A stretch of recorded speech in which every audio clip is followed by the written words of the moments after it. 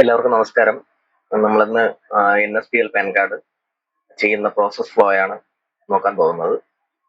അപ്പോൾ വളരെ ചെറിയ വീഡിയോയിൽ തന്നെ നമുക്ക് ഇതിനെക്കുറിച്ച് മനസ്സിലാക്കാം. ഫസ്റ്റ് നമ്മൾ ഡിജിറ്റൽ സേവാ പോർട്ടലിൽ ലോഗിൻ ചെയ്യുക. ലോഗിൻ ചെയ്ത ശേഷം NSDL ലെഫ്റ്റ് സൈഡിലെ മുകളിൽ സെർച്ച് ബാർ ഉണ്ടാവും. സെർച്ച് ചെയ്യുന്നിടത്ത് NSDL എന്ന് മാത്രം എൻ്റർ ചെയ്യുക. എൻ്റർ ചെയ്യുമ്പോൾ NSDL പാൻ സർവീസസ് എന്ന് കാണിക്കും.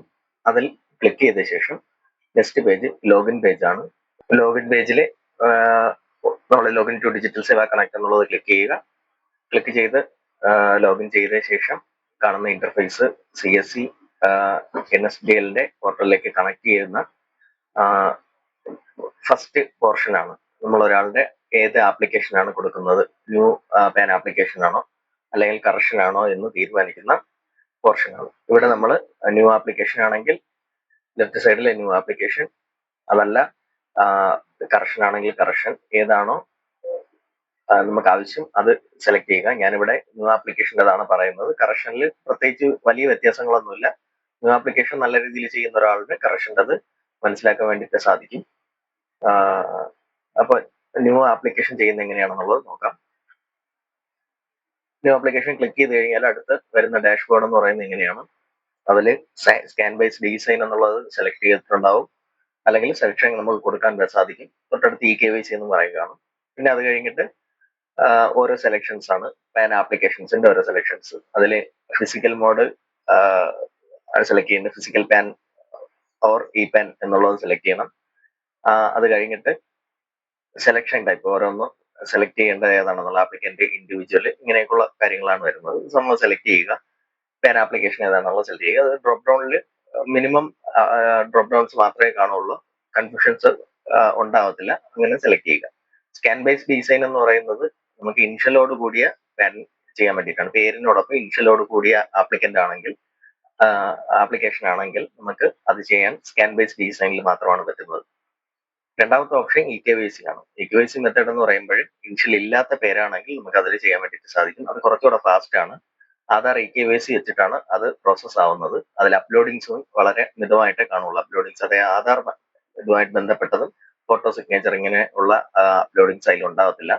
അത് ആധാർ EKYC വഴിയാണ് എടുക്കുന്നത്. ഇസൈൻ മെത്തേഡിൽ ഫോട്ടോ, സിഗ്നേച്ചർ, ഡോക്യുമെന്റ്സ് ഇത് നമ്മൾ അപ്ലോഡ് ചെയ്യണം. ലാസ്റ്റ് സൈൻ വെരിഫിക്കേഷന് വേണ്ടിയിട്ട് മാത്രമാണ് ആധാർ ബേസ്ഡ് ഉള്ള OTP എടുക്കുന്നത്. ഇത്രയും കൊടുത്ത് ഫോൺ നമ്പറും കാര്യങ്ങളും എൻ്റർ ചെയ്ത ശേഷം ഇമെയിൽ ID, ഡേറ്റ് ഓഫ് ബർത്തും എൻ്റർ ചെയ്യുമ്പോൾ ശ്രദ്ധിക്കണം. കഴിയുമെങ്കിൽ ഡേറ്റ് ഓഫ് ബർത്തിന്റെ സൈഡിൽ കാണിക്കുന്ന കലണ്ടറിൽ ക്ലിക്ക് ചെയ്തിട്ട് വേണം നമ്മൾ അത് സെലക്ട് ചെയ്യാൻ വേണ്ടിയിട്ട്. കാരണം ഇതിലൊരു ചെറിയൊരു എറർ വരാറുണ്ട്.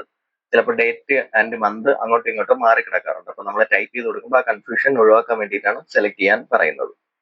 ഇത്രയും സെലക്ട് ചെയ്ത ശേഷം സബ്മിറ്റ് കൊടുത്തു കഴിഞ്ഞാൽ അടുത്ത് NSDLന്റെ പോർട്ടലിലേക്ക് പോകുന്ന ഒരു ഇത് കാണിക്കും. പ്രൊസീഡ് ടു NSDL പോർട്ടലിൽ നമ്മൾ കൊടുക്കുക. കൊടുത്തു കഴിയുമ്പോൾ ഇങ്ങനെ ഒരു വരും. ഇതിന്റെ ഉദ്ദേശം നമ്മളൊരു ഏജൻസി, നമ്മളിപ്പം തന്നിരിക്കുന്നത് NSDLന്റെ ഒരു PSA ആണ്. അത് അതിൽ പ്രൊവൈഡ് ചെയ്തിട്ടുള്ള ഏജൻസിയിൽ നമ്മൾ രജിസ്റ്റർ ചെയ്തിട്ടുള്ള ഫോൺ നമ്പർ കൊടുക്കാൻ വേണ്ടിയിട്ടാണ്. രജിസ്റ്റർ ചെയ്തിട്ടില്ലാത്തവർ രജിസ്റ്റർ നൗ എന്നുള്ളതിൽ ഫസ്റ്റ് ടൈം ചെയ്യുന്ന ആളാണെങ്കിൽ രജിസ്റ്റർ നൗവിൽ കൊടുത്തിട്ട് നമ്മുടെ CSC VLEയുടെ ഡീറ്റെയിൽസും സെന്ററിന്റെ അഡ്രസ്സ് കാര്യങ്ങളൊക്കെ കൊടുത്ത് ഫോൺ നമ്പർ, ഇമെയിൽ ID അതിൽ OTP ജനറേറ്റ് ചെയ്ത് അത് രജിസ്റ്റർ ചെയ്യുക. ആ ഫോൺ നമ്പർ തന്നെ കണ്ടിന്യൂ ചെയ്ത് നെക്സ്റ്റ് ആപ്ലിക്കേഷൻസ് കൊടുക്കുന്ന പോർഷനിൽ ഇതേപോലെ വരുന്ന പോർഷനിലെല്ലാം ആ ഫോൺ നമ്പർ തന്നെ ഉപയോഗിക്കുകയും ചെയ്യുക. അപ്പൊ ഇവിടെ നമ്മൾ ഓൾറെഡി രജിസ്റ്റർ ചെയ്തിട്ടുണ്ടെങ്കിൽ ആ ഫോൺ നമ്പർ അങ്ങ് എൻ്റർ ചെയ്യുക. എൻ്റർ ചെയ്ത് സബ്മിറ്റ് ചെയ്യുമ്പോൾ ഒരു OTP എൻ്റർ ചെയ്യാൻ വേണ്ടിയിട്ട് വരും. ആ ഫോണിലേക്ക് വരുന്ന OTP പിന്നെ അവിടെ കൊടുക്കുക. കൊടുത്ത് നെക്സ്റ്റ് പോയി കഴിഞ്ഞാൽ വരുന്ന പോർഷനാണ് ഇത്. ഫോം നമ്മൾ സ്റ്റാർട്ട് ചെയ്ത് കഴിഞ്ഞ് എൻ്റർ ചെയ്യുക. അതിൽ ആപ്ലിക്കന്റിന്റെ ആധാർ നമ്പർ കൊടുക്കുക. ആപ്ലിക്കന്റിന്റെ ആധാർ നമ്പർ തൊട്ട് താഴെ name as per the Aadhaar എന്ന് പറയുന്ന പോർഷനിൽ ആധാറിൽ എങ്ങനെയാണോ ആപ്ലിക്കന്റിന്റെ പേര് അത് എൻ്റർ ചെയ്യുക. ആപ്ലിക്കന്റിന്റെ പേരിനിടയിൽ ഡോട്ട് വന്നിട്ടുണ്ടെങ്കിൽ അത് ബയോമെട്രിക് എററാണ്. അങ്ങനെയുള്ള ആധാർ നമുക്ക് ഈ പോർട്ടലിൽ ചെയ്യാൻ വേണ്ടിയിട്ട് സാധിക്കത്തില്ല. അങ്ങനെയുള്ളത് ആധാർ അപ്ഡേറ്റ് ചെയ്യാൻ അവരെടുത്ത് പറയുക. പേര് എല്ലാം ക്ലിയർ ആണ്, ഓക്കെ ആണെങ്കിൽ ആധാറിലുള്ള അതേപോലെ പേര് എൻ്റർ ചെയ്യുക. ഇനിഷ്യൽ ആണെങ്കിൽ ഇനിഷ്യൽ തന്നെ എൻ്റർ ചെയ്യുക. അത് കഴിഞ്ഞ് വരുന്ന പോർഷനിൽ ആണ് ശ്രദ്ധിക്കേണ്ടത്. അത് നെയിം എൻ്റർ ചെയ്യുന്ന ഒരു മെത്തേഡ് ഉണ്ട്. പാൻ കാർഡിൽ first name, middle name, last name enter ചെയ്യുന്ന ഒരു മെത്തേഡ് ഉണ്ട്. ആ മെത്തേഡ് അനുസരിച്ച് മാത്രം നമ്മൾ ചെയ്യുക. ഇപ്പോൾ ഞാൻ അടുത്ത് കാണിക്കുന്ന സ്ലൈഡ് ആ മെത്തേഡാണ്. ആ മെത്തേഡ് ഒരു സ്ക്രീൻഷോട്ടോ എന്തെങ്കിലും എടുത്ത് സേവ് ചെയ്ത് വെക്കാവുന്നതാണ്. അല്ലെങ്കിൽ വീഡിയോയുടെ താഴെ ഞാൻ ഡ്രൈവ് ഫയലായിട്ട് അത് ആഡ് ചെയ്യുകയും ചെയ്യാം. ഇത് നോർമലി നമ്മൾ നമ്മുടെ വരുന്ന ആപ്ലിക്കൻസിന്റെ കുറച്ച് ഡീറ്റെയിൽസ് വെച്ചിട്ട്, അതായത് നമ്മൾ വരുന്ന ഈ മെത്തേഡിലുള്ള പേരുകളായിരിക്കും നമുക്ക് ആപ്ലിക്കൻസ് ആയിട്ട് വരുന്നത്. അപ്പൊ അത് വെച്ചിട്ട് ഞാൻ ചെറുതായിട്ട് ചെയ്ത പോലെ ചാർട്ടാണ് ഇത്. കംപ്ലീറ്റഡ് അല്ല എന്ന് പറഞ്ഞു കഴിഞ്ഞാൽ ഈ രീതിയിലുള്ള പേരല്ലാത്തത് വന്നാലും നമുക്കത് റെയർ ആണ്. അങ്ങനെയുള്ളത് നമ്മൾ എൻട്രി ചെയ്യുന്ന സമയത്ത് കോൺടാക്ട് ചെയ്ത് കഴിഞ്ഞാൽ നമുക്ക് അതിനെ പറ്റിയിട്ട് ഡിസ്കസ് ചെയ്തിട്ട് ക്ലിയർ ചെയ്യാം. പക്ഷേ ഇത് മെജോറിറ്റി വരുന്ന ടൈപ്പിലുള്ള പേരുകളാണ് ഞാൻ എൻ്റെ പേര് വെച്ചിട്ട് അങ്ങനെ ഓരോന്നോരോന്നായിട്ട് എഴുതിയിരിക്കുന്നത്. അപ്പൊ ഇത് സ്ക്രീൻഷോട്ട് എടുത്ത് വെക്കുക, അല്ലെങ്കിൽ ഞാൻ ഫയൽ തരാം, അത് വെച്ചിട്ട് പിന്നീട് നോക്കുകയോ ചെയ്യുക. അത് കഴിഞ്ഞ് നെക്സ്റ്റ് പോകുന്നത്, പേര് എൻട്രി ചെയ്ത് കഴിഞ്ഞാൽ നമ്മൾ നെക്സ്റ്റ് പോകുന്നത് അവിടെ ആധാറിന്റെ മാസ്ക്ഡ് പോർഷൻ കാണും. ആധാറിലെ നെയിം എങ്ങനെയാണെന്ന് കാണും. നമ്മൾ എൻട്രി ചെയ്ത പോലെ എക്സ്പാൻഡ് നെയിം ഉണ്ടാവും, ഡേറ്റ് ഓഫ് ബർത്ത് കാര്യങ്ങളൊന്നും കാണും. ഇത് നമ്മൾ ഓക്കെ ആണെങ്കിൽ നെക്സ്റ്റ് പോവുക. നെക്സ്റ്റ് പോകുമ്പോൾ അടുത്ത ഫാദറിന്റെ മദറിന്റെ ഡീറ്റെയിൽസ് ആണ് എൻട്രി ചെയ്യാൻ വരുന്നത്. അതിൽ whether mother or father is single parent എന്ന് ചോദിക്കുന്നിടത്ത് നോ തന്നെ കൊടുക്കണം. അച്ഛനോ അമ്മയോ പേര് അറിയാത്തവര്, അല്ലെങ്കിൽ അച്ഛനമ്മയോ ആരാണെന്ന് അറിയാത്തവര്, ആരെങ്കിലും ഒരാൾ മാത്രമാണ് ഉള്ളതെങ്കിൽ, അച്ഛനോ അമ്മയോ ആരെങ്കിലും ഒരാൾ മാത്രമാണ് പേരന്റ് ഉണ്ടെങ്കിൽ അതിന് വേണ്ടിയിട്ടാണ് അവിടെ എസ് ഓർണോ ചോദിക്കുന്നത്. ഇപ്പൊ നോർമലി നമ്മൾ വരുന്ന കസ്റ്റമറൊക്കെ അങ്ങനത്തെ ഇതൊന്നും കാണത്തില്ല. അച്ഛനും അമ്മയും ആരെങ്കിലും മരണപ്പെട്ടു പോയിട്ടുണ്ടെങ്കിൽ നമ്മൾ അതിനെ ഇഗ്നോർ ചെയ്തിട്ട് നോ തന്നെ കൊടുക്കണം. ഫാദർ നെയിം ലാസ്റ്റ് നെയിമിൽ തന്നെ എൻ്റർ ചെയ്യാൻ നോക്കണം. ഫാദർ നെയിമിൽ ഇപ്പോൾ ആപ്ലിക്കന്റിന്റെ അച്ഛന്റെ പേരിൽ ഒരു ഇൻഷ്യൽ ഉണ്ടെങ്കിൽ ആ ഇൻഷ്യലിനെ തൽക്കാലം നമ്മൾ ഇഗ്നോർ ചെയ്യുക. നമ്മളെ റീജിയനിൽ മാത്രമാണ് ഈ ഇൻഷ്യൽ വെക്കുന്ന പേരുകൾ ഉള്ളത്. ഓൾ ഓവർ ഇന്ത്യയിൽ മെജോറിറ്റി സ്ഥലങ്ങളിലും ഈ ഇൻഷ്യലിന് പകരം സർനെയിം ആണ് വരുന്നത്. അതുകൊണ്ട് പാൻ കാർഡിന്റെ അച്ഛന്റെ പേര് എൻ്റർ ചെയ്യുന്നിടത്ത് നമുക്ക് ഇൻഷ്യൽ ഒരിക്കലും കൊടുക്കാൻ പറ്റില്ല. അതുകൊണ്ട് തന്നെ നമ്മൾ ആ ഇൻഷ്യലിനെ അങ്ങ് ഇഗ്നോർ ചെയ്യുക. ഒരാളുടെ പേര് ഇപ്പോ അരുൺ എം എന്നാണ്. അരുൺ എം എന്ന് പറയുന്ന വ്യക്തിയുടെ അച്ഛന്റെ പേര് മാധവൻ നായർ എന്നാണെങ്കിൽ നമുക്ക് അദ്ദേഹത്തിന്റെ ഫാദർ നെയിം എൻ്റർ ചെയ്യുന്നിടത്ത്, അരുണിന്റെ ഫാദർ നെയിം എൻ്റർ ചെയ്യുന്നിടത്ത് മാധവൻ ഫസ്റ്റ് നെയിമിലും നായർ ലാസ്റ്റ് നെയിമിലും കൊടുക്കാം. എന്നാൽ അരുൺ എം എന്ന് പറയുന്ന വ്യക്തിയുടെ അച്ഛന്റെ പേര് മാധവൻ എൻ എന്നാണെന്ന് വിചാരിക്കുക. മാധവൻ എൻ എന്നാണ്, എൻ ഇൻഷ്യലും മാധവൻ എന്ന് മാത്രമാണ് പേരെന്ന് വിചാരിക്കുക.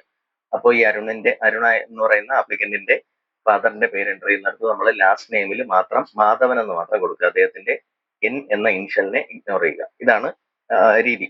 ഇൻഷ്യലിനെ ഇഗ്നോർ ചെയ്യുക. അടുത്ത തൊട്ട് താഴെ പേര് അതേപോലെ റീ എൻ്റർ ചെയ്യുക.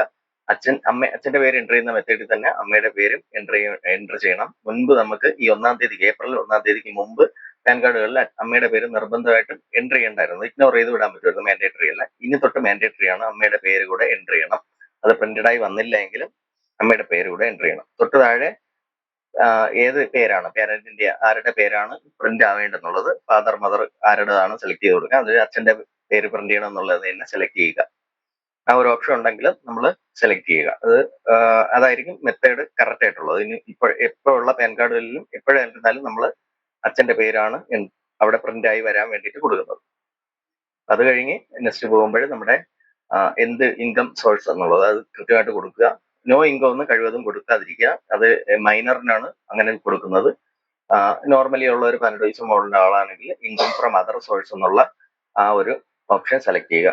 അത് കഴിഞ്ഞിട്ട് contact details, phone number, email I D ഒക്കെ നമ്മൾ നേരത്തെ കൊടുത്തത് തന്നെ, ആദ്യത്തെ പോർഷനിൽ കൊടുത്തത് തന്നെ അവിടെ ഓട്ടോമാറ്റിക്കായിട്ട് വരും.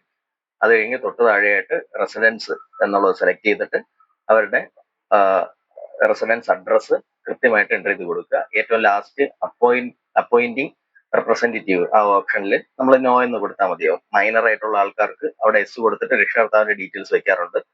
അതല്ലെങ്കിൽ റെയർ കേസുകളിൽ ഒരാളിപ്പോൾ സ്ഥലത്തില്ല, അദ്ദേഹത്തിന് മറ്റൊരാളിന്റെ കൈവശം പാൻ കാർഡ് പോസ്റ്റ് വഴി വരുന്നത് കൈപ്പറ്റേണ്ട ആവശ്യമുണ്ട്, അദ്ദേഹം സ്ഥലത്തില്ല, ജോലി ആവശ്യത്തിനൊന്നെങ്കിലും മാറി നിൽക്കുന്നു, ഇങ്ങനെ ഒരു സിറ്റുവേഷനിൽ നമുക്ക് ഒരു റെപ്രസെന്റേറ്റീവിനെ അവിടെ കൊടുക്കാം. അപ്പോഴവിടെ എസ് കൊടുത്തിട്ട് അദ്ദേഹത്തിന്റെ ഡീറ്റെയിൽസുകളും അഡ്രസ്സും അവിടെ ഉൾപ്പെടുത്തുക. അല്ലാത്ത പക്ഷം മെജോറിറ്റി കേസുകളിലും നമ്മളത് നോ തന്നെ കൊടുക്കുക. അത് കഴിഞ്ഞ് നമ്മൾ അഡ്രസ്സ് എല്ലാം കൃത്യമായിട്ട് പിൻകോഡ് ഉൾപ്പെടെ കൊടുത്തിട്ടുണ്ടെങ്കിൽ അതാത് ജില്ലയ്ക്കുള്ള ഏരിയ കോഡ് കാര്യങ്ങളൊക്കെ അവിടെ വരും, അവിടെ ഓട്ടോമാറ്റിക്കായിട്ട് തന്നെ വരും. ഇല്ലാത്ത പക്ഷം മാത്രം നമ്മൾ ബാക്കിലോട്ട് പോയിട്ട് എൻ്റർ ചെയ്തതിലുള്ള മിസ്റ്റേക്കുകൾ എന്തെങ്കിലും ഉണ്ടെങ്കിൽ തിരുത്തി കൊടുക്കുമ്പോൾ, അഡ്രസ് പോർഷനിൽ എൻ്റർ ചെയ്ത മിസ്റ്റേക്കുകൾ എന്തെങ്കിലും ഉണ്ടെങ്കിൽ തിരുത്തി കൊടുക്കുമ്പോൾ അത് ഇതേപോലെ കൃത്യമായിട്ട് വരും. വരാതെ ഇരിക്കാൻ ചാൻസ് വളരെ കുറവാണ്. അത് കഴിഞ്ഞ് നെക്സ്റ്റ് ആണ് അപ്ലോഡിങ് വരുന്നത്. അപ്ലോഡിങ്ങിന് മുമ്പ് നമ്മൾ proof of identity, address, date of birth ഇത്രയും സെലക്ട് ചെയ്ത് കൊടുക്കണം. ഇതിന് മുമ്പ് നമ്മളെല്ലാം ആധാറാണ് സെലക്ട് ചെയ്തിരുന്നത്. ഇപ്പൊ പ്രൂഫ് ഓഫ് ഐഡന്റിറ്റി ആയിട്ട് ആധാർ സെലക്ട് ചെയ്യാം, പ്രൂഫ് ഓഫ് അഡ്രസ് ആയിട്ട് ആധാർ സെലക്ട് ചെയ്യാം, proof of date of birth തെളിയിക്കുന്നതിന് അതിനകത്ത് ലിസ്റ്റിലുള്ളത് മാത്രമേ സെലക്ട് ചെയ്യാൻ പറ്റുള്ളൂ. അതിൽ ആധാർ ലിസ്റ്റിൽ വരത്തില്ല. അതിപ്പോ സ്കൂൾ സർട്ടിഫിക്കറ്റോ, ഡ്രൈവിംഗ് ലൈസൻസോ, വോട്ടർ ഐ ഡി കാർഡോ, പാസ്പോർട്ടോ, മെട്രിക്കുലേഷൻ സർട്ടിഫിക്കറ്റ്, അതായത് SSLC, ഇങ്ങനെയുള്ള ഡോക്യുമെന്റ്സ് കാര്യങ്ങളുണ്ട് ഒരു ലിസ്റ്റിൽ. അതിൽ ഏതാണോ ആപ്ലിക്കന്റിനുള്ളത് അത് സെലക്ട് ചെയ്ത് കൊടുക്കുക. അത് നമ്മൾ അപ്ലോഡ് ചെയ്യുകയും വേണം. തൊട്ട് താഴെ ഒരു ഡയമെൻഷൻ തന്നിട്ടുണ്ട്. ആ ഡയമെൻഷനിൽ നമ്മൾ എഡിറ്റ് ചെയ്ത ഫോട്ടോ, അത് മിക്കവാറും ആൾക്കാർക്കും എഡിറ്റ് ചെയ്യാനുള്ള ടൂളുകളും അല്ലെങ്കിൽ ഫോട്ടോഷോപ്പ് ആ രീതിയിലുള്ളത് ഉണ്ടാവും. അതിൽ നമ്മൾ കൃത്യമായിട്ട് എഡിറ്റ് ചെയ്ത ഫോട്ടോ അപ്ലോഡ് ചെയ്യുക, ചൂസ് ചെയ്ത് അപ്ലോഡ് ചെയ്യുക. അപ്ലോഡ് ചെയ്ത ശേഷം നമ്മൾ തൊട്ട് താഴത്തെ പോർഷനിൽ ഡോക്യുമെന്റ് അപ്ലോഡ് ചെയ്യാൻ വേണ്ടി വരിക. 300 KB അകത്തുള്ള PDF ഫോർമാറ്റിലാണ് ഡോക്യുമെന്റ് അപ്ലോഡ് ചെയ്യുന്നത്. ഡേറ്റ് ഓഫ് ബർത്ത് തെളിയിക്കുന്ന പ്രൂഫും ആധാറും രണ്ടായിട്ട് തന്നെ കൊടുക്കണം. അതിൽ ഒരു ചൂസ് ഫയലിൽ കൊടുത്ത് അപ്ലോഡ് കൊടുത്ത ശേഷം അടുത്ത് ആഡ് ഡോക്യുമെന്റ് എന്ന് കാണിക്കുന്നിടത്ത് ആഡ് ഡോക്യുമെന്റ് എന്നുള്ളത് സെലക്ട് ചെയ്യണം. സെലക്ട് ചെയ്ത് അടുത്ത ഫയൽ ചൂസ് ഫയൽ കൊടുത്ത് അപ്ലോഡ് വീണ്ടും കൊടുക്കണം. അപ്പൊ അത് സേവ് ആവും. പിന്നെ തൊട്ട് താഴെ ആപ്ലിക്കന്റിന്റെ ആധാറിലുള്ള പ്ലേസ്, അവരുടെ അഡ്രസ്സിലുള്ള പ്ലേസ് എൻ്റർ ചെയ്യുക. തൊട്ട് താഴെ നെയിം എക്സ്പാൻഡ് ചെയ്തായിരിക്കും വരുന്നത്. നമ്മൾ എക്സ്പാൻഷൻ ചേർത്ത് കൊടുത്തത് എക്സ്പാൻഡ് ചെയ്തായിരിക്കും വരുന്നത്. മുമ്പ് സ്ലൈഡിൽ കാണിച്ചതുപോലെ ഇത്തരത്തിൽ നമ്മൾ എക്സ്പാൻഡ് ചെയ്ത് എഴുതുന്നതായിരിക്കും അവിടെ വരുന്നത്. പക്ഷേ നമ്മളത് കാര്യമാക്കണ്ട. ആധാറിൽ എങ്ങനെയാണോ വ്യക്തിയുടെ പേര് അതായിരിക്കും വരുന്നത്. സാധാരണ മുൻപ് കാലങ്ങളിൽ നമ്മൾ പാൻ കാർഡ് എൻ്റർ ചെയ്യുമ്പോൾ നെയിം പ്രിന്റഡ് ഓൺ കാർഡ് എന്ന് പറയുന്ന ഓപ്ഷൻ ഉണ്ട്. കാർഡിൽ എങ്ങനെയാണ് നെയിം പ്രിന്റ് ചെയ്ത് വരുന്നതെന്ന് അത് നമ്മൾ ആധാറിലുള്ളതുപോലെ ബാക്ക് സ്പേസ് അടിച്ച് ഈ എക്സ്പാൻഡ് ചെയ്ത് എൻ്റർ ചെയ്യുന്നതിനെ ബാക്ക് സ്പേസ് അടിച്ച് ആധാറിലുള്ളതുപോലെ മാറ്റി കൊടുക്കാറാണ് പതിവ്. ഇപ്പൊ അത് വേണ്ട. ആധാറിൽ എങ്ങനെയാണോ പേര്, നമ്മൾ name as per Aadhaar enter ചെയ്യുന്നത് എങ്ങനെയാണോ പേര്, അത് അതുപോലെ കൃത്യമായിട്ട് ഇവിടെ എൻ്റർ ആയി വരും. പിന്നെ ഇവിടെ ഡെസിഗ്നേഷൻ എന്നുള്ളത് സെൽഫ് തന്നെ കിടക്കും. നമ്മൾ അത് മാറ്റാൻ വേണ്ടിയിട്ട് പോകണ്ട. ഇത്രയും ചെയ്തു കഴിഞ്ഞാൽ സബ്മിറ്റ് കൊടുക്കാം. സബ്മിറ്റ് കൊടുത്ത് പ്രിവ്യൂ ഓക്കെ ആണെന്ന് ഉറപ്പുവരുത്തിയിട്ട്, ഒന്നുകൂടെ റീചെക്ക് ചെയ്ത് ഓക്കെ ആണെന്ന് ഉറപ്പുവരുത്തിയിട്ട് സബ്മിറ്റ് കൊടുക്കുക. സബ്മിറ്റ് കൊടുത്താൽ അടുത്ത് ഇ-സൈൻ പേജിലേക്കാണ് പോകുന്നത്. ഇതാണ് ഇ-സൈൻ പേജ്. ഇ-സൈൻ പേജിൽ നമുക്ക് ആധാർ OTP എടുത്തുകൊണ്ട് ഇ-സൈൻ ചെയ്യാം. അതല്ലെങ്കിൽ ബയോമെട്രിക് ബേസ്ഡ് ഇ-സൈനും ചെയ്യാം. ആധാർ OTP ആകുമ്പോൾ ആധാറിൽ ചേർത്തിട്ടുള്ള ഫോൺ നമ്പറിലേക്ക് ഒരു OTP പോവും. അത് നമ്മൾ അവിടെ എൻ്റർ ചെയ്യുമ്പോൾ ഇ-സൈൻ സക്സസ്ഫുൾ ആവും. അത് കഴിഞ്ഞ് നമ്മൾ പാൻ കാർഡിന്റെ ഫീസ് പേയ്മെന്റ് ചെയ്ത് ആപ്ലിക്കേഷൻ ഫൈനൽ സബ്മിറ്റ് ചെയ്യാൻ വേണ്ടി സാധിക്കും. ബയോമെട്രിക് ബേസ്ഡ് ആകുമ്പോൾ OTP എൻ്റർ ചെയ്യുന്നതിന് പകരം ആപ്ലിക്കന്റിന്റെ finger print authentication biometric device വഴി കളക്ട് ചെയ്ത ശേഷം സബ്മിറ്റ് ചെയ്യുന്നു. സബ്മിറ്റ് ചെയ്ത ശേഷം വാലറ്റ് ത്രൂ പേയ്മെന്റ് ചെയ്തിട്ട് ആപ്ലിക്കേഷൻ ഫൈനൽ സബ്മിറ്റ് ചെയ്യുന്നു. ഇതാണ് രീതി. OTP എൻ്റർ ചെയ്യുന്ന പോർഷൻ ഇങ്ങനെയാണ് വരുന്നത്. ഇതിൽ ആധാർ എൻ്റർ ചെയ്തിട്ട് ഒന്നുകിൽ സെൻഡ് OTP എന്നുള്ളതായിരിക്കും. ബയോമെട്രിക് വെച്ചിട്ടാണെങ്കിൽ ബയോമെട്രിക് ഒതന്റിക്കേഷൻ എടുക്കാൻ വേണ്ടിയിട്ടുള്ളതായിരിക്കും അവിടെ വരുന്നത്. ഇനി നമ്മൾ ആദ്യം കണ്ട സ്കാൻ ബേസ്ഡ് ഇ-സൈൻ ആണ്. സ്കാൻ ബേസ്ഡ് ഇ-സൈൻ മെത്തേഡാണ് നമ്മളിപ്പം കണ്ടത്. ഇവിടെ EKYC ആണ് നമ്മൾ ചൂസ് ചെയ്യുന്നതെങ്കിൽ ഈ അപ്ലോഡിംഗ് എന്ന് പറയുന്ന ഭാഗത്ത് ഫോട്ടോ സിഗ്നേച്ചർ അപ്ലോഡ് ചെയ്യാൻ ഉണ്ടാവത്തില്ല. ഏറ്റവും അവസാനം ആധാർ എൻ്റർ ചെയ്ത് OTP എൻ്റർ ചെയ്ത് ഇ-സൈൻ കംപ്ലീറ്റ് ചെയ്ത ശേഷം EKYCയുടെ ഒരു OTP എൻട്രി അല്ലെങ്കിൽ ബയോമെട്രിക് ഒതന്റിക്കേഷൻ കൂടെ കാണും. 2 തവണ അത് ചെയ്യേണ്ടി വരും. ഇത്രയും മാത്രമാണ് അതിൽ വരുന്ന വ്യത്യാസം. അപ്പൊ ഇത്രയാണ് NSDL പാൻ കാർഡ് എൻ്റർ ചെയ്യുന്ന ഏറ്റവും പുതിയ രീതി. വളരെ സിമ്പിൾ ആയിട്ട് തന്നെ എൻ്റർ ചെയ്യാം. UTSLനെ അപേക്ഷിച്ച് നോക്കുമ്പോൾ നമ്മൾ ഈ സബ്മിറ്റ് ചെയ്ത ഒരു ഡോക്യുമെന്റും പോസ്റ്റ് വഴി നമ്മൾ അവരുടെ ഓഫീസിലേക്ക് അയക്കേണ്ടതില്ല. ഫുള്ളി ഡിജിറ്റൽ മെത്തേഡാണ്, ഫിസിക്കൽ മെത്തേഡ് ആപ്ലിക്കേഷൻ അല്ല. അതുകൊണ്ട് തന്നെ ഫോം ഡൗൺലോഡ് ചെയ്ത് അതിനെ പ്രിന്റ് ചെയ്ത് അതിൽ ഫോട്ടോ ഒട്ടിച്ച് സൈൻ ചെയ്ത് വീണ്ടും റീ അപ്ലോഡ് ചെയ്യുന്ന ആ ഒരു രീതിയില്ല. നമ്മളത് സബ്മിറ്റ് ചെയ്ത് സക്സസ്ഫുൾ ആയി കഴിഞ്ഞാൽ ആപ്ലിക്കന്റിന്റെ